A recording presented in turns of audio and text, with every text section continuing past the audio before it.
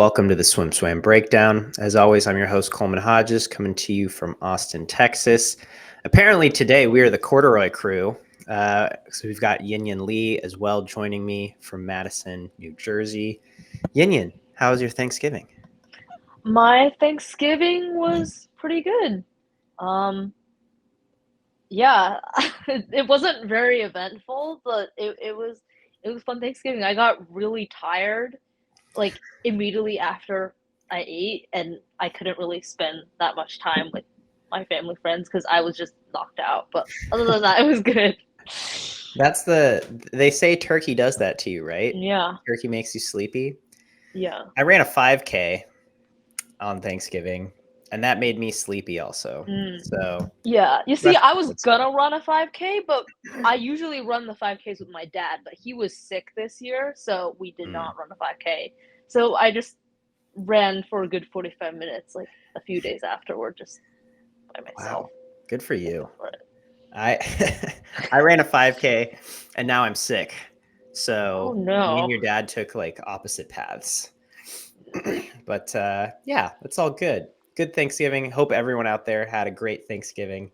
And let's resume talking about swimming because Swimming, let's go. there's a lot to talk about. We saw our first week of mid-season invites.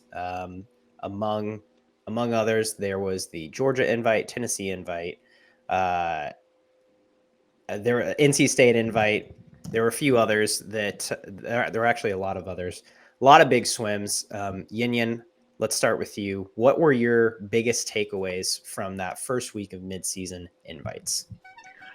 To me, this year's mid-seasons wasn't about what the top swimmers could do because we all saw what people like Gretchen Walsh, Hubert Koss, Jordan Crooks, Josh Lando could do, and they swam really well, don't get me wrong.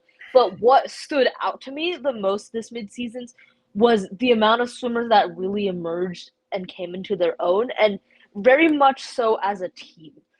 You saw, I wrote an article a few days ago about it was titled "The Rumor of These Certain Teams' Demise Have Been Greatly Exaggerated," and I zoned in on Stanford, specifically the Stanford freshmen, USC, Alabama, and the ASU women. These are examples of teams that had a few setbacks or just maybe weren't that great in previous years, but they really stepped up and impressed me during mid seasons.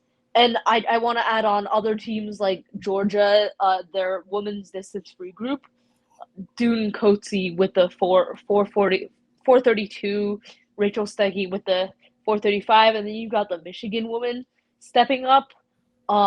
Wait, no, I got it wrong. Rachel Steggy went 432, Dune Coetzee went 4035, and the Michigan woman with Hannah Bellard and Katie Crom doing really well, and they're starting to make some strides with Matt Bowie, Stephanie Baldacini. So to me, mid seasons, and I could go into more detail on this later if you want me to, Coleman, but to me, mid seasons was a lot about these new teams or just teams that we didn't expect to be really good really emerge this year, and I'm really excited to see how they can carry over to championship season. Absolutely. And I think this, to me, it goes back to what we were talking about a few weeks ago on this show, which was that because the regular season has gotten so much faster than it has in previous years, people are suiting up for dual meets very regularly. People are going really fast, unsuited in dual meets in October. The mid-season invites were not going to be there wasn't going to be quite as much of a leap for those top athletes and for those top times, which I don't think there was. It's like we all thought Gretchen Walsh was going to go fast. We all thought, as you said, Josh Leando, Jordan Crooks, we all thought they were going to go really fast, which they did. All have nation leading times at this point. So there wasn't that big leap, or we didn't see our expectations get blown away. But what we did see was that the rest of the country and a lot of those, non all-star swimmers, but still really, really good swimmers are dropping a lot of time or are getting those swims that are kind of turning heads or popping some eyes. And so I think that's really exciting. And I think that's what a really fast dual meet season sets the stage for, is for a lot of those swimmers who don't quite do it in season, but then they can raise their expectations of themselves and raise their level of competition, and start nailing some really, really NCAA A time kind of swims. And so that was really fun for me to see. Some of those swimmers that you hadn't heard of before, and some freshmen. We always see this from the midseason meets, but Katie Choate of Florida. Oh yeah. Then the 200 back. Yeah. 151.9 in the 200 backstroke, who we didn't even, I had never heard that name before that. But we're seeing some really good swims. Molly Main, another Florida freshman who went 58.6 in the 100 breast. Barrett Berglund from Texas, 50.7. So we get to see some freshmen really shine. Johnny Marshall from Florida, 138.5 in the 200 back. And so I think those were my two big takeaways, is that, as always, we get to see freshmen kind of do their thing and see how their training is going, as well as we've seen the level of competition just rise and rise and rise. And I think that is a product of the dual meets getting faster, and so the midseason is going to get faster as well. Yeah, and I think this overall makes swimming more interesting as a whole, because I don't want to keep on hearing about Gretchen Walsh and Jordan Crooks every single week. And I mean, they're great, but ultimately this is a sport with hundreds and hundreds of swimmers, and getting to see a lot of these different teams that maybe don't get as much attention for their dual meet swims swim fast at mid seasons. I think it's great for the sport. It makes it more interesting, and there's a lot more to talk about. And I agree, Coleman, with your point about the freshmen. I think freshmen overall are the most unpredictable group of swimmers, both on the men's and the women's side. And a lot of them, more so than others, don't really show their cards in dual meets because they're still kind of adjusting to things. Except for Ilya Karun. Ilya Karun's a whole other story. But a lot of these freshmen really, truly emerged in mid-season. Like, you see Rex Maurer, you see Molly Main, Barrett Berglund, all of these different swimmers. And they're definitely a really exciting group of swimmers to keep in track and keep track of. Oh my god. And I also want to add, I didn't bring this up before, but there were a lot of not mid-major swimmers, but swimmers that you just haven't really heard of and are on teams that aren't super prominent in swimming fast. And I have two specific examples. Jake, I think that's how you say his name, Jake Horner of Utah, having the top time in the country in the 100 breast right now, really goes to show how wide open this event is. And then the 100 fly, Jordan Tiffany of BYU going 44.8. I think those times stood out to me because they're from programs that typically don't really make an impact at NCAAs, and I didn't know either of those swimmers existed before this year, so I just thought that was cool.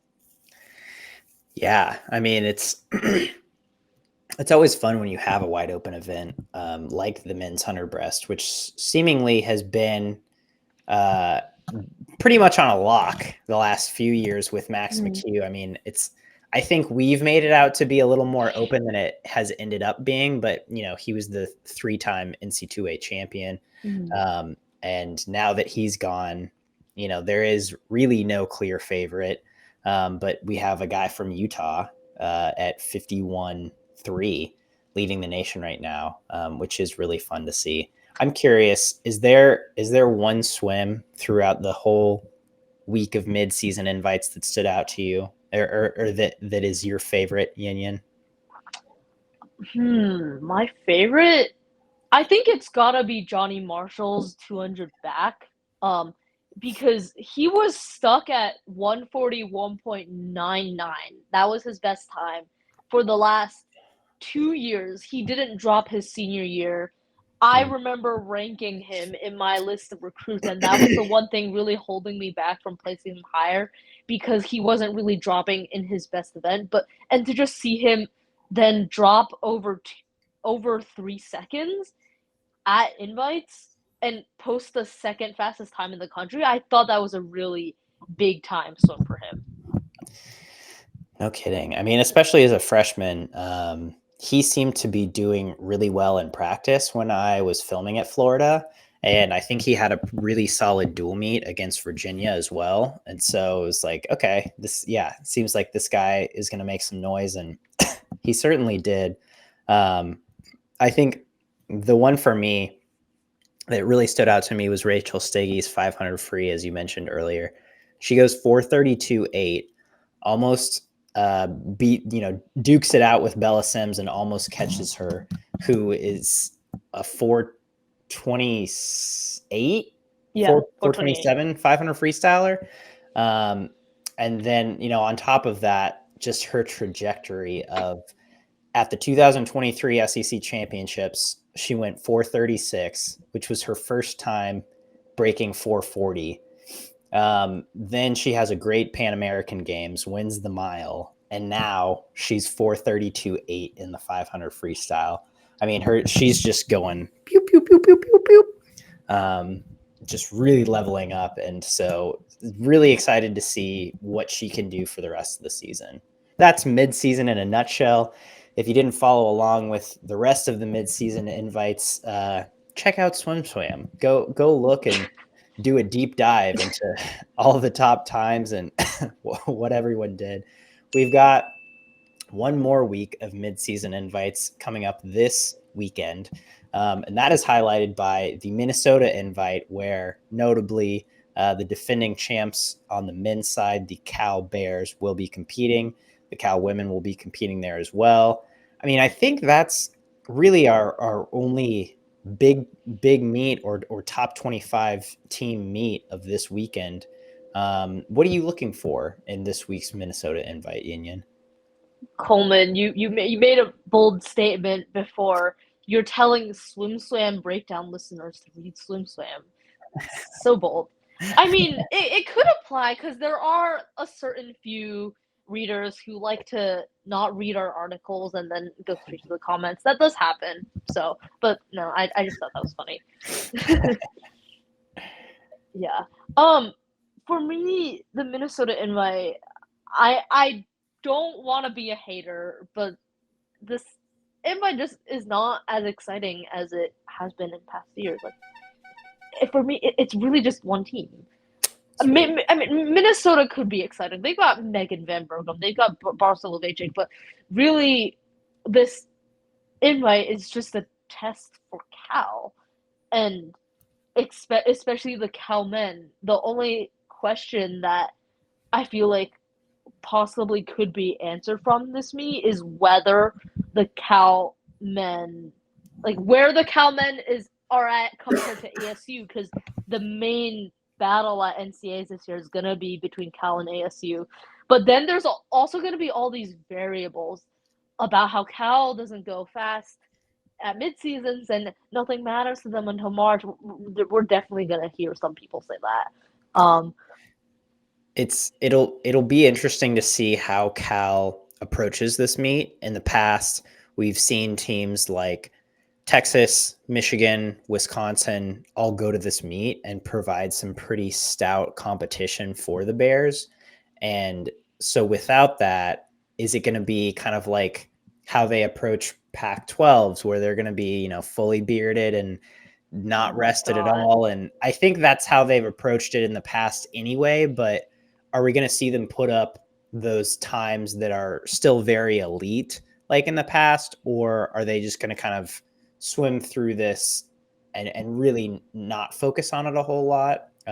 It'll be interesting to see if their approach differs at all from past years.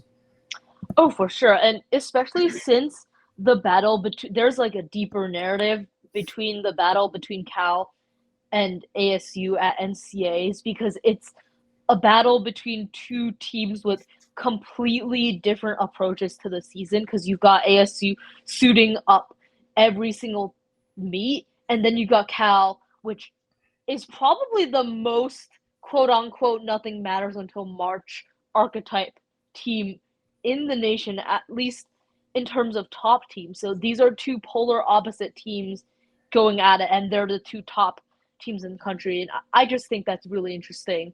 And that's why I'm also curious to see if Cal's going to change their way of approaching mid seasons with what's going on with their rivals. And to me, the thing I'm most excited about for this meet is again to see the freshmen because the Cal men and the women as well have some pretty good freshman talent. On the men's side, they've got Aaron Shackle, who I feel like we haven't seen too much of him this season. Keaton Jones, Roman Jones, Rob Alexi, and then Catherine Hazel on the women's side. I'm always excited to see how the freshmen do, and mid-season is really one of the meets where they fully show their cards. So that's what I'm most looking forward to alongside the whole ASU versus Cal narrative. Well, and I feel like those two play into each other a lot, right? Because if Cal is going to defend their NC2A title this year, they're going to need some of those freshmen to step up and at least, I think, qualify for the meet or kind of raise that bottom floor. Whereas like ASU, we know that they have freshmen who are rolling and who are already not only have already qualified for NC2As, but are already scoring on paper. And Cal does not have that boost from their underclassmen yet. So it will be interesting to see, if any of those freshmen can really show out and make a statement of, all right, we might be able to contribute to NC2As as well. Because I think that'll be a big part of them defending their title if they're going to get past ASU. Yeah, and Coleman, I think we talked about this a few months ago when the season first started on how ASU has freshmen who we know are going to make an impact right away, whereas Cal has more top freshmen, and it's sort of about whether Cal's freshman class combined can outscore what ASU has in Ilya Karun, maybe one or two big stars, versus Cal's batch of stars that maybe aren't on the level of Ilya Karun yet, but they're really going to be the X factor in deciding which school comes out on top. Yeah, absolutely. So be paying attention to the Minnesota invite this weekend. We'll have full coverage on SwimSwam as always. And the other big meet happening this weekend in Greensboro, North Carolina, is the U.S. Open. I wasn't even going to go to this meet. I thought it was going to be kind of a sleepier meet until Psych Sheets came out 5 days ago. And Mel called me and was like, Coleman, you're going to this meet. No ifs, ands, or buts, because everyone and their mom is going to this meet. We got Caleb Dressel. We got Katie Ledecky. We got Summer McIntosh. We had Leon Marchand. He has since pulled out with illness. Michael Andrew, Ryan Held, Brooks Curry, Ahmed Hafnaoui, Carson Foster, Shane Casas, Kate Douglas, Alex Walsh, Gretchen Walsh, Tori House, Lily King. That's like the tip of the iceberg. It's the Avengers. It's everyone is going to this meet. If you are a U.S. swimmer or a non-U.S. swimmer training in the States, and even some non-U.S. swimmers who don't train in the States will be here as well. It is a stacked meet from top to bottom. Yin, famously, it filled up in 3 hours or something, and now we kind of see the reason for that. Give me your top couple 1, 2, 3 storylines that you're most excited for this meet. What are you going to be looking for at the U.S. Open? Coleman, I don't know why you thought this meet was going to be a snooze fest. Come on. Major long course meet. I think not during mid-seasons, before an Olympic year. I think it's because it was in Greensboro mostly. There's no direct flight to Greensboro, so I didn't want to go for that reason. But then also it was like, I don't think people are going to show up to Greensboro, or like, I didn't think everyone was going to show up to Greensboro. And how wrong I was. Come on, it's in Greensboro literally every year, and people show up. But I'm excited for this meet for 2 reasons. One, because it is this big pre-Olympic year long course meet, I think everyone's looking to get long course swimming in, so everyone's pulling up. And I said this in a tweet yesterday, but this is the most excited I've been for a non-trials or championship meet this entire Olympic cycle. I have never looked forward to a meet of this caliber, no stakes, as much as this one. And I'm also excited because this is my first time actually sitting down and watching swimming since World Championships, because I haven't had the time to do that, and I'm finally getting to do that this week, and I'm really excited to do that. And answering your question about top matchups, obviously you know I love the women's 200 IM, and this race has gonna have all the major players that I thought we were gonna have at Worlds, but some stuff happened. Because we've got Kate Douglas, Alex Walsh, Summer McIntosh. We're really only missing Kaylee McEwen because the Australians are doing their own thing. But I think the Aussies if the Aussies came to Greensboro, my mind would explode. Yeah. Australia to Greensboro, North Carolina. But I think the Aussies have some of their own domestic meets going on as well around this time. So it'll be interesting to see if McEwen shows up to swim at those meets, and we can compare her 200 IM time to the times we saw from Walsh, Douglas, and McIntosh at this meet.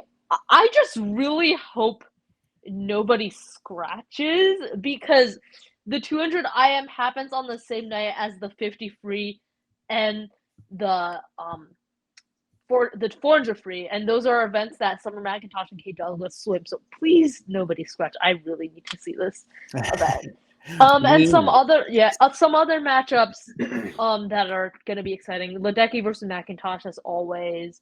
And then Reagan Smith and the US backstrokers, that's always gonna be fun. Fink and Hefnaoui, the rematch. We saw a lot of that at Pro Series last year, but now that we know the implication of their rivalry and we've seen it on the biggest stage, there's going to be higher stakes. So those are my takeaways from US Open hype. I mean, now that Hefnaoui is no longer training in Indiana, he's training with Schubert in Southern California. We'll get to see. He's only been there for maybe a month, so it's not like, I don't think we're going to see anything drastic, but maybe he's super tired. And we've also now see Hefnaoui win and Fink win, right? When they've gone head to head on the world's biggest stage. And so it'll be really exciting to see that rivalry continue now that we've seen both of them win gold in distance events. Going back to your point of just being excited for a long course meet, this feels to me very similar to the pro swims, like leading into an Olympic year. I remember the Santa Clara pro swim in 2016. Sun Yang was there. I think Park Tae-hwan was there. James Magnuson, I believe. It's like you saw a lot of big international talent traveling to get in really elite long course race reps and to race some of the best in the world. And those, it made it so exciting to see all of these, not just US athletes, but international athletes gathering at this one meet to just, get those reps in of racing the best of the best. And to your point, this very much feels like that. I don't think we're going to see any of the other pro swims have this kind of a turnout.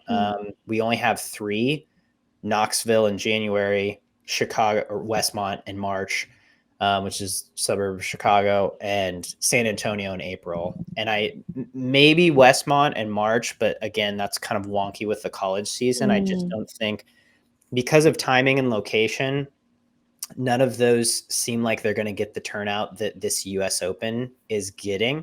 But because this is right before Christmas, it's right after midseason invite, so all the college teams want to go. And again, it's right before Christmas, so kind of from an international perspective, it makes it a little more enticing. But for what the stars have aligned at this meet, it seems like, and so it is really exciting, and we'll get to see a lot of great matchups. And I think this is a great way to kind of kick off that Olympic year, or pre-Olympic year, as it were.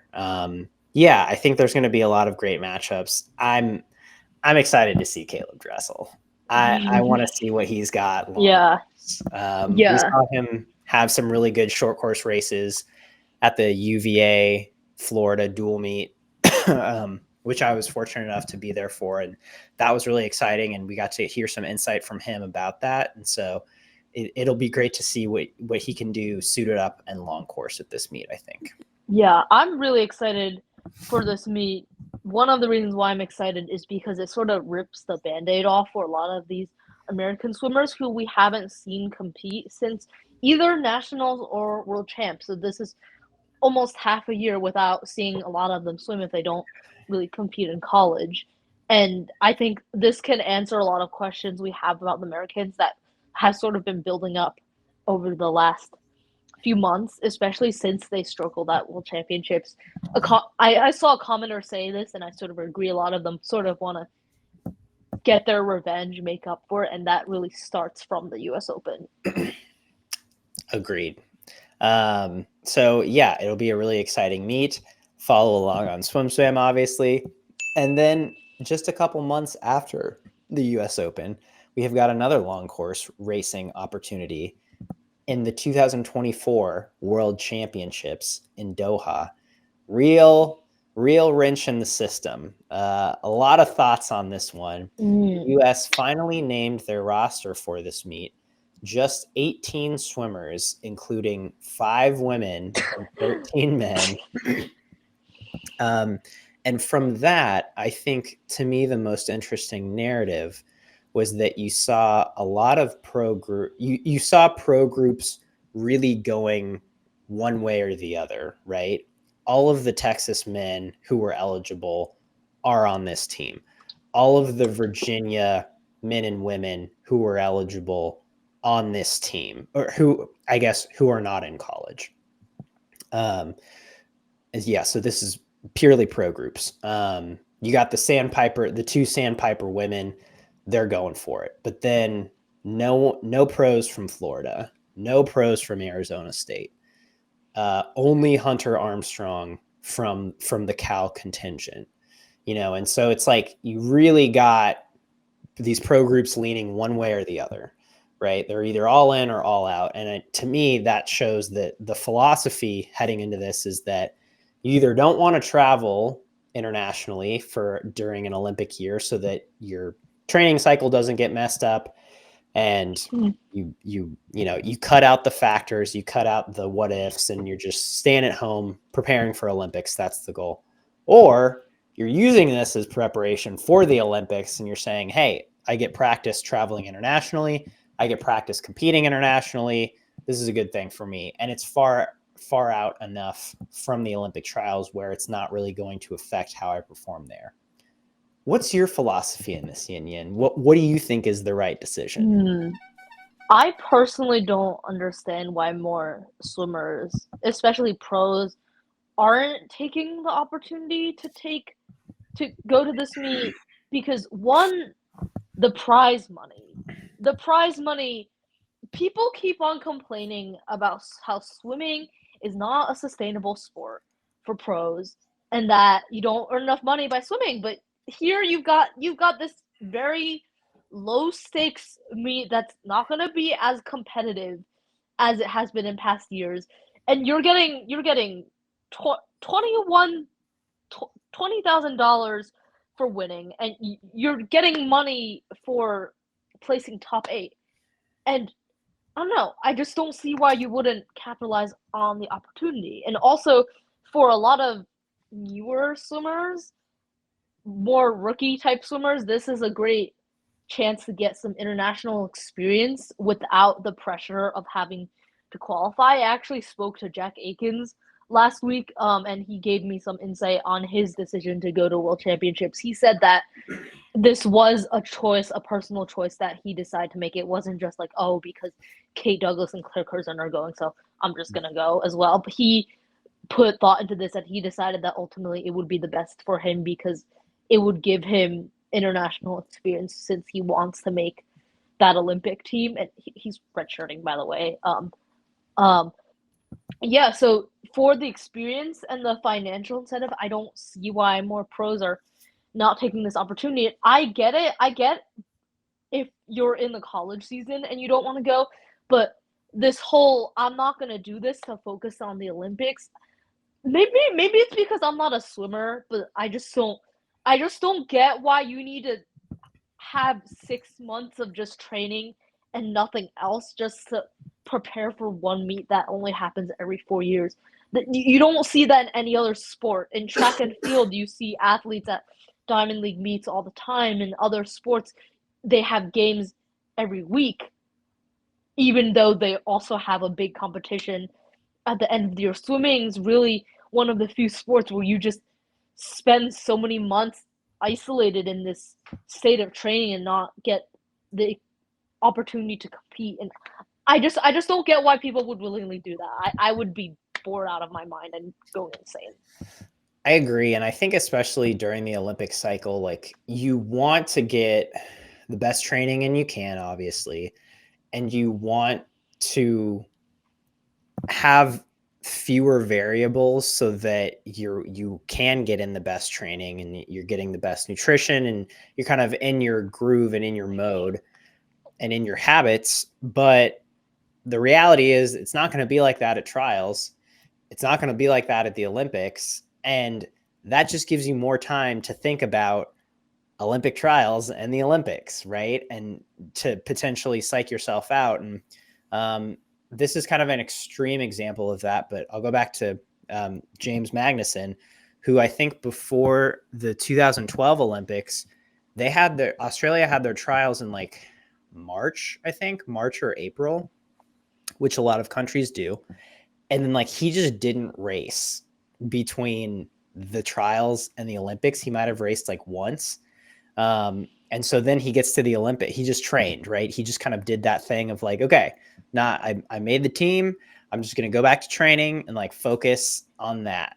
And then he got to the meet and was like, oh crap, like how do I do this again? You know, it was kind of like Yeah, exactly. out of practice. And I mean, I'm with you. I think more swimmers, it makes sense to me for more swimmers to go to this meet because I guess you could get sick or something could happen that keeps you out of the water for, a period of time. But I think this is also just one more opportunity for you to get good race reps in and to win money, to get world titles.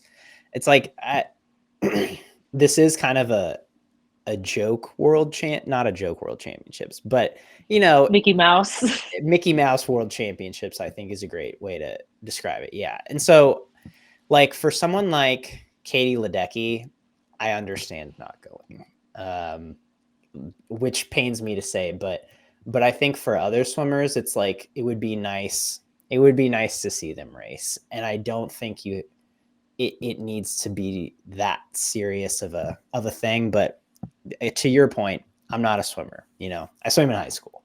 So they obviously are making what they think is the best decision for them. And to be totally fair, I think it's easy for us from the media side to say that's this. true. So, that's just our take. We realize Yeah. there are other opinions and takes, but it is a little disappointing to see such a small roster. But I think it will be exciting to see those who are on the roster compete at this meet. It'll just be a fun meet to cover, I think, period. Yeah, I'm really excited for this meet. Yeah, just because it'll be, I think, so nuanced, right? The people who were there will probably be swimming pretty fast, and we'll see who ends up being there. So feel free to yell at us in the comments about how insensitive we are. Please do. Yeah, we would love to hear your takes on the 2024 World Champs because everyone's is going to be hot, I'm guessing. So on that note, let's transition to sink or swim because I want to start with actually a surprise sink or swim relating to these World Championships. First up today on sink or swim, will not going to the Doha World Championships affect Katie Ledecky's legacy? sink or swim. And I say this because technically on paper, her streak of winning 6 straight 800 free world titles will be broken because she will not be at the competition. I'm gonna sink it. I know I was giving swimmers crap for not going to this meet, but ultimately this is a low stakes meet. I don't think it quote unquote counts as a legitimate world championship. So not going to a meet that a lot of people aren't going to is not going to affect Katie Ledecky's legacy. Maybe in the eyes of the mainstream media, if they see there's like a gap in her 800 free streak, it's not, she didn't win the 2024 world title. Maybe people are going to think that it negatively impacts her legacy, but to the swimming world, no, it does not. Yeah, I have to sink this also. I just thought it would be a fun question. It is unfortunate that the media cares more about historic things like the media than swimmers do. Like, I wish Katie Ledecky would just be like, oh yeah, I'm going to this meet and only swimming the 800 free so that my win streak continues, or just like swam a normal slate of events. But she's not doing that because she cares a lot more about the Olympics than she does this Doha World Championships, which I think is totally fine. I don't think this will affect her legacy. People will probably put an asterisk next to like her win streak, but her undefeated streak will be intact. And I think that is really what matters most. She's already the only person to ever six-peat at a world championships. I don't think that's going to get broken anytime soon. So I don't think like the opportunity of missing out on a 7-peat is going to really do much for her. All right, now on to the real sink or swims. We put out what I thought was a very interesting article about how many swimmers have reclaimed a world record. We hadn't seen someone reclaim a world record since 2015, when both Sarah Sjostrom in the 100 fly and Cameron Vanderberg in the 50 breast did it. But in 2023, at the World Championships, we saw 3 swimmers. Well, okay, sorry. Wasn't all at the World Champs, but it was all during the World Champs. We saw 3 swimmers do it. Ariarne Titmus did it in the 400 free. Ruta Meliutite did it in the 50 breast. And then Clement Kolesnikov, swimming at some Russian meet that was not the World Championships, did it in the 50 backstroke. I'm curious if you think we will see someone do it in the year 2024. I'm going to swim it. I think Summer McIntosh is going to reclaim her world record in the 400 free, just because she is just on that trajectory of rising and getting faster and faster. And now I'm not saying this means McIntosh is going to beat Titmus at the Olympics. I'm just saying she will at some point reclaim her world record in the 400 free. I could totally see them trading this world record back and forth, but I'm going to swim it. And I think that's a good point also, because the first time Summer McIntosh broke it was at Canadian trials. And so, I think there's a good chance she might do that again. Although I would like to think that as she matures and becomes a more experienced athlete, she'll probably have a better gauge on when to go all in on a swim versus, just kind of do what needs to be done. I think I'm gonna sink it. I don't see any record that like really stands out to me as like, oh yeah, so and so is gonna get that one back. Like, it would be really funny if Katinka Hozu got the 400. No. But, I mean, there's some of She's these. not even going to Paris, I believe, because she just had a child. Yeah, I mean, I'm sure she's. Or I was gonna say, what's her face from it? Federica Pellegrini getting the 200 free world record back. Like, that would be epic. But she's also retired. So Kate Campbell in the 100 free. I was wondering about who had. I couldn't remember who had the 50 and 100 free before Sarah Sjostrom. Um, I think it was Brita Stefan in the 50, I believe, and then Kate Campbell in the 100 free. that sounds right. I like that's. I feel like there's a legitimate shot there. Although, dude, Kate Campbell just swims so fast when she doesn't need to, or on relays. But then, like, in individual finals, I think historically that is not when she swims her fastest a lot of the time. But it's like, but Kate could pop something. Like, I would not put it past her. She's like routinely just splits 51s and 50 points on relays. And it's like, that could happen. But I mean, especially on the men's side, it's like, I can't even remember who held some of these records before. Like, I mean, because a lot of them are from the supersuit era. So it's like, obviously, that's not going to happen. For the men, the two main ones are Chacon breaking Murphy's record in the 100 back, and then Chin Haiyang breaking Zach Stubbley Cook's record in the 200 breast. Okay. And it's like, I don't think Ryan Murphy is going to go 51.5 in the 100 back. Do I think he could win another Olympic gold? Yes. I don't think he's going to go 51.5. Do I think Zach Stubblety Cook? Dude, it's like he is in his prime right now. But 205.4 is so fast. Like, he would have to drop yeah, so I'm going to sink it.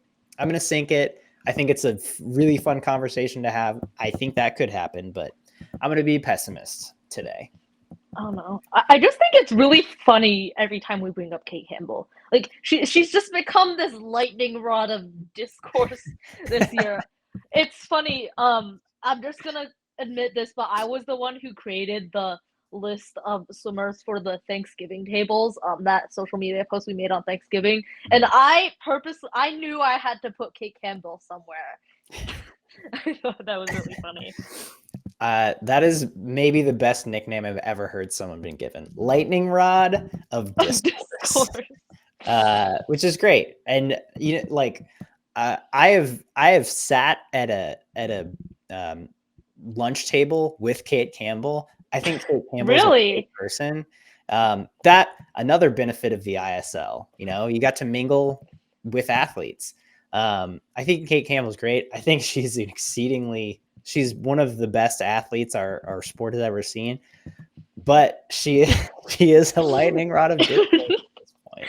Next up on Sink or Swim, Sarah Sjostrom has been named to her 5th Swedish Olympic team. Just crazy. Congrats to Sarah Sjostrom. Well earned. I am curious, and she is swimming better than ever. She just broke a world record last summer in the 50 free. So sink or swim, Sarah Sjostrom will win Olympic gold at her 5th Olympic Games. I'm gonna swim it. I'm a little biased, mainly because I want her to win Olympic gold. I feel like that's the hole on her legacy. She has all the world records, all the world championship medals, but she, quote unquote, only has one Olympic gold medal. And all the stars are aligning for her in this Olympic year. She's fresh off a world record. She's 4/10 faster than the rest of the world. Come on. I'm going to swim her winning Olympic gold in the 50 free. I mean, 50 free. Yeah, I think she seems to be in great form. I think it's fair to say she's in the twilight of her career. I love the post she made about this. She went to Beijing, she went to London, in Rio, she won a hat trick of medals, gold, silver, and bronze, including individual gold in the 100 fly. In Tokyo, she won a silver where she was coming off an injury, and she even had the little robot arm flexing emoji next to her silver medal emoji. And then, in Paris, she has the grandma emoji. And so it's like, I think she's in great form. I'm guessing she's enjoying what she's doing, barring she doesn't slip on ice again and break her elbow. Knock on wood. On wood. It's like, I think she's in great form. I think the 50 free is hers to lose if she's going into Paris, in top form. So I'm pulling for Sjostrom. Do you remember who won the 50 free in Tokyo? Emma McKeon. That's right. I looked at this yesterday when I was researching this. I keep forgetting about Emma McKeon because she's been kind of quiet the last couple of years. Yeah, yeah. I mean, She's been quiet before Tokyo, exploded during Tokyo, and then was quiet after Tokyo. I don't know. which like quiet relatively. Like she still swam really well at World Champs this past summer. She just didn't win 7 golds like she did in Tokyo, or however many it was. Was it 7? 7 medals. 7 medals. Okay. So Emma McKeon definitely a contender, but I think Sjostrom has it if she's in good form. All right. Next up.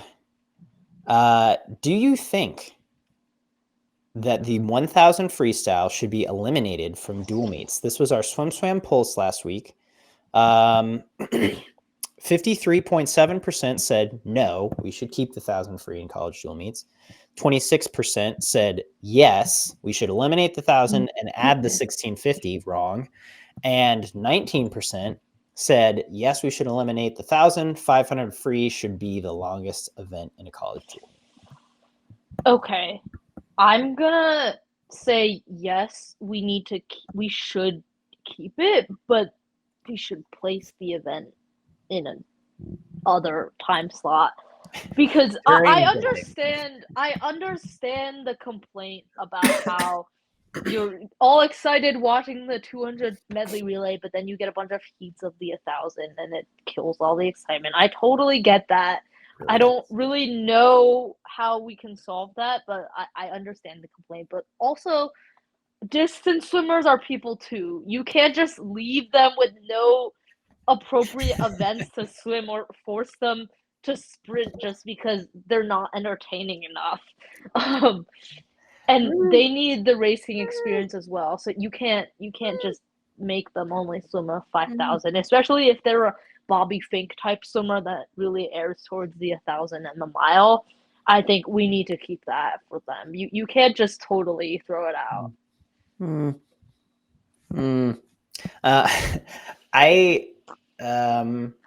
I think the 1000 should be eliminated from college dual meets. Honestly, I just think that we should have a variety of event lineups for college dual meets, which people are leaning towards anyway. We talk about this every breakdown. This one's no exception. We've seen the Finns meet at UNCW Tennessee. We saw the super final meet at Texas UVA. It's like, I think I respect that there is a set event lineup for college dual meets. I think that needs to go away. I think we should just totally change it up, whether it's just switch the event lineup or switch the events. I think people should be racing different things throughout the season. I think that would make it way more exciting for fans. I think if you were like, hey, this dual meet, it's going to be a sprint one. And maybe the next one, it's a distance one, which does sound kind of boring, but it's like maybe you put your sprinters in the 500 free or the 400 IM just cause, and it's like, hey, why not? This is the distance duel or whatever. So that's what I think should happen with college dual meets, is that you swim a lot of different events and the dual meet format changes from meet to meet. But I'm fine with the 1000 being in a normal college dual meet format. I do think it should change places. It should not be the first individual event. Like you said, Yin 200 medley relay gets a lot of hype and excitement going, and then right into the 1000 just kills it all. And if you've ever been to a dual meet, you know that is the case. Put the 1000 much later, or put it during diving, or do something else, because it's like, we want to see quick, bang, boom. Yeah. Lots of cheering, lots of hype. And it's like, that really sets the tone for the rest of the meet. So move it. I'm fine with keeping it, I guess, if you're just going to keep a normal lineup, but move it to somewhere else. I do not think that any dual meet needs a mile. except maybe a distance dual meet. So that's my You take. see, I don't like the idea of different format dual meets throughout the season because that's just too confusing, and we want swimming to What do you be mean? understandable. Imagine a basketball game with different formats throughout the season. But this Like is swimming. imagine a college basketball team that has a designated game where they're only allowed to shoot threes. Like, wouldn't that be so confusing? Okay, that would be kind of, I would watch that. I But would not. there's a team that does that. I think it's Grinnell, right? There's like a team that Grinnell. only shoots threes. Anyway, not important. I just watched a video about it the other day. The point, but this isn't basketball. This is swimming. Like the Cal Stanford triple distance meet, for example, where you do a 50, 100, 200 of whatever stroke, or 100, 200, 400 IM, or distance people have 200, 500, 1,000. Like that's a cool meet, and they do it every year. And it's just something different. Like I want meets like that, or like the Fins meet, or the super final meet. Like you get excited for it because it's something new and different. And I think it would work in swimming. We're already seeing it work. What we need to do, period, is to make dual meets have some sort of implication towards championship season, or else we're gonna devolve into this discourse about what dual meets mean and what we can do with them every single year. It's a good point. Anyways. All right. That's enough talk about the 1,000. Yeah. And finally, today on Sink or Swim, this article just came out. Russia floats the idea of dual meet with US after 2024 World Championships in February. I thought this was a joke article at first. I'm surprised this is not April Fool's. So Sink or Swim, US dual meet with Russia. No comment. No comment. I'm just very confused. I have so many questions and probably won't get any answers. I'm just gonna say no comment. So I want to read some quotes from this article. Vladimir Salnikov, who's Russian Swimming Federation leader, said on Saturday he approached USA Swimming with a proposal to face off in a dual meet next February, immediately after the 2024 World Champs in Doha. I approached USA Swimming about holding a match immediately after World Champs in Doha, Salnikov said. Now they are considering this proposal, but some people with whom I spoke, including legendary American coach Mark Schubert, were very positive. However, USA Swimming Chief Commercial Officer Shayna Ferguson said leadership of USA Swimming has not spoken to the Russian Swimming Federation about this matter. So a little bit of a mixed message there. I do not think this will happen. I don't think there's any way. Should it? Absolutely. I think it would be fun to watch. It would be fun to watch. It would be great for media. I mean, it's in the grand scheme of like what it does for swimmers, it's just another opportunity to race. Like it's like going to a long course swim meet, a pro swim in February. It's like they don't have to make it bigger than it is. They don't even have to wear suits if they want. They could wear practice suits. It's like make it whatever you want, but it's like the reality is you get to race really fast swimmers, and for everyone else, we get to make a ton of hype about it. We get to get excited about like, oh, are the Russians going to break world records? Because they get to race. It's like if it happened in the US, we almost never get to see the likes of Evgeny Rylov or Klemen Kalashnikov race on US soil. I don't know if Rylov would even get to swim in this, but yeah. Anyway, like I think it would be freaking awesome to see this, but I absolutely do not think it will happen. I think most likely what's going to happen is that something, I don't know, I don't think it's going to be caused by the swimmers, is going to make this controversial, and it's just not going to go well. But the swimming in itself, I agree, it could be fun to watch. It will be fun to watch. But I don't know. I just don't think it's going to happen either.